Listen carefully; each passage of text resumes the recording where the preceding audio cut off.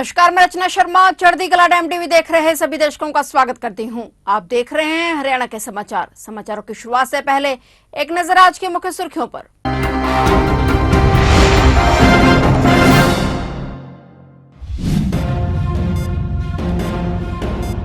चंडीगढ़ में आज हरियाणा बीजेपी नेताओं की बैठक। शपथ ग्रहण की तैयारियों पर चर्चा। तीसरी बार सरकार बनाने जा रही BJP.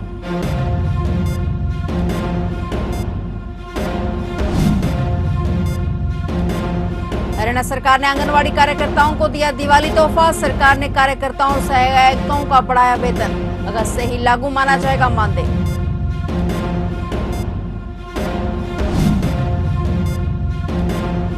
Missile man doctor APJ Abdul Kalam की आज जयंती। भारत के पूर्व राष्ट्रपति को देश ने किया नमन। भारत के 11वें राष्ट्रपति की जयंती पर सीएम सैनी ने किया याद।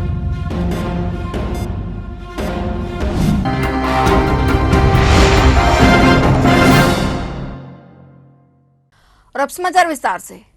हरियाणा में बीजेपी तीसरी बार सरकार बनाने जा रही है। 17 अक्टूबर को नई सरकार का शपथ ग्रहण होना है और इसे लेकर लगातार तैयारियों का दौर जारी है। शपथ ग्रहण समारोह को लेकर चंडीगढ़ में आज हरियाणा बीजेपी की अहम बैठक बुलाई गई। मुख्यमंत्री नायब सिंह सैनी और बीजेपी राष्ट्रीय महामंत्री विनोद तावड़े ने बैठक का नेतृत्व किया। ये बैठक आज दोपहर को हरियाणा निवास में बुलाई गई और इस बैठक में हरियाणा बीजेपी अध्यक्ष मोहनलाल बडोली, बीजेपी प्रदेश प्रभारी सतीश पुनिया समेत अन्य कई नेता मौजूद रहे। चंडीगढ़ में आज की इस अहम बैठक में शपथ ग्रहण समारोह की तैयारियों पर चर्चा की गई। बैठक की तैयारियां कहां तक पहुंची, मेहमानों के लिए इंतजाम से लेकर हर एक पहलू पर बातचीत हुई और पंचकूला के दशहरा मैदान में हरियाणा की नई सरकार का शपथ ग्रहण होना है।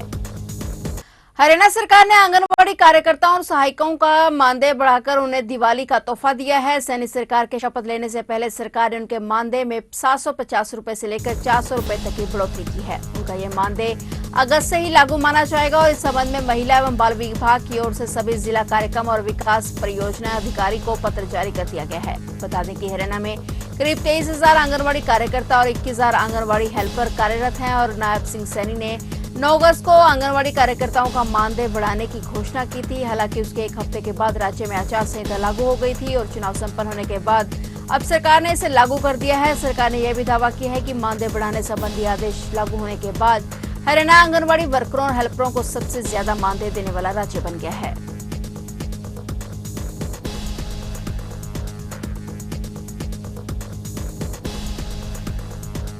भारत के पूर्व राष्ट्रपति missile man doctor APJ Abdul Kalam की आज जयंती है। डॉक्टर एपीजे अब्दुल कलाम के सम्मान में विश्व छात्र दिवस को भी 15 अक्टूबर को ही मनाया जाने लगा। हर साल 15 अक्टूबर को स्वर्गीय एरोस्पेस वैज्ञानिक, शिक्षक और पूर्व राष्ट्रपति डॉक्टर एपीजे अब्दुल कलाम की जयंती मनाई जाती है। डॉक्टर एपीजे अब्दुल कलाम ने शिक्षा के क्षेत्र में कई प्रयास किए थे। छात्र जीवन के लिए वो प्रेरणा स्रोत हैं। उनके सम्मान में ही यह दिवस मनाया जाता है। डॉक्टर एपीजे अब्दुल कलाम का जन्म 15 अक्टूबर 1931 को भारत के रामेश्वरम में हुआ था। 18 जुलाई 2002 को उन्हें भारत के 11वें राष्ट्रपति के रूप में नामित किया गया। भारत के पूर्व राष्ट्रपति डॉक्टर एपीजे अब्दुल कलाम की आज जयंती के मौके पर हरियाणा के मुख्यमंत्री नायब सिंह सैनी सहित तमाम नेताओं ने उन्हें याद कर नमन किया।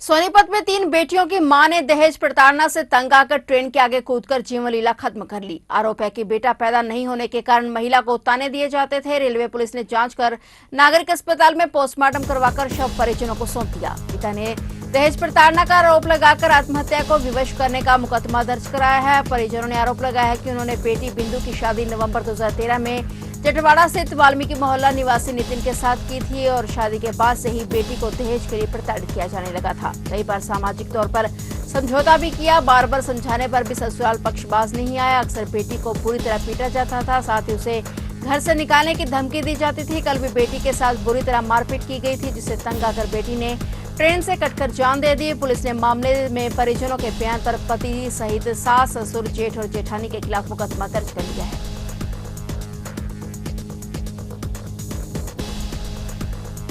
सिरसा के गांव मौजगढ़ में मसीता रोड पर धान के खेत में जहाज नुमा पाकिस्तानी गुब्बारा मिला और गुब्बारा मिलने पर किसानों ने पुलिस को सूचित किया। पुलिस ने गुब्बारे को कब्जे में लेकर अपने स्तर पर जांच शुरू कर दी है। वैसे सिरसा में पाकिस्तानी गुब्बारे मिलने की यह पहली घटना नहीं है। इससे पहले भी ऐसे गुब्बारे मिलते रहे हैं। ग्रामीणों के अनुसार मसीता रोड पर जमींदार बूटा सिंह के खेत में धान के बीच गुब्बारा पड़ा हुआ दिखाई दिया और जब किसान ने पास जाकर देखा तो सफेद रंग के गुब्बारे पर पाकिस्तान का झंडा बना हुआ था। उस पर पीआईए लिखा हुआ था और किसान ने आसपास के ग्रामीणों को सूचित किया। ग्रामीणों ने इस संबंध में पुलिस को सूचना दी। सूचना मिलने पर मौके पर पहुंची पुलिस ने गुब्बारे को कब्जे में ले लिया।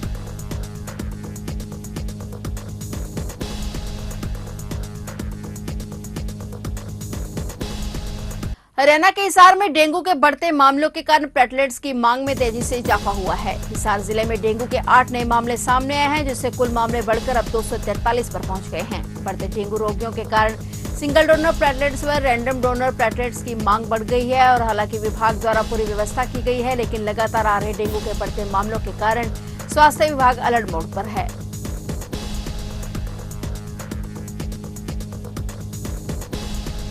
हरियाणा का मौसम तेजी से बदल रहा है। बिना बारिश के भी न्यूनतम तापमान में लगातार गिरावट दर्ज की जा रही है, जिसके चलते रात के वक्त ठंड का एहसास होना शुरू हो गया है। इधर हिसार का वायु सूचकांक AQI 100 का आंकड़ा पार कर गया है। पराली जलाने से हिसार में प्रदूषण बढ़ रहा है। दूसरी तरफ हवा की दिशा बदलने से तापमान में गिरावट आ रही है। मौसम वैज्ञानिकों के अनुसार दिन के समय पश्चिमी हवाओं के कारण तापमान में बढ़ोतरी और रात के समय हवा की दिशा बदलने से तापमान में गिरावट आ रही है। अभी मौसम शुष्क और साफ बना हुआ है। Haryana real estate regulatory authority HRERA ने फ्लैट और मुआवजा न देने पर 20 बिल्डरों के विरुद्ध जारी किए गए 207 गिरफ्तारी वारंट पर कार्रवाई न होने से गुरुग्राम पुलिस के खिलाफ हाईकोर्ट का दरवाजा खटखटाया है। पुलिस की निष्क्रियता से हजारों घर खरीदारों को गंभीर समस्याओं का सामना करना पड़ रहा है। ये गिरफ्तारी वारंट फरवरी से सितंबर 2024 के बीच जारी किए गए थे। पुलिस की निष्क्रियता पर हाईकोर्ट ने गुरुग्राम पुलिस उपायुक्त मुख्यालय को नोटिस भेजकर तलब किया है। यह वारंट उन डेवलपर्स के विरुद्ध है जो फ्लैट्स की देरी से डिलीवरी और पर खरीदारों को मुआवजा देने में विफल रहे हैं।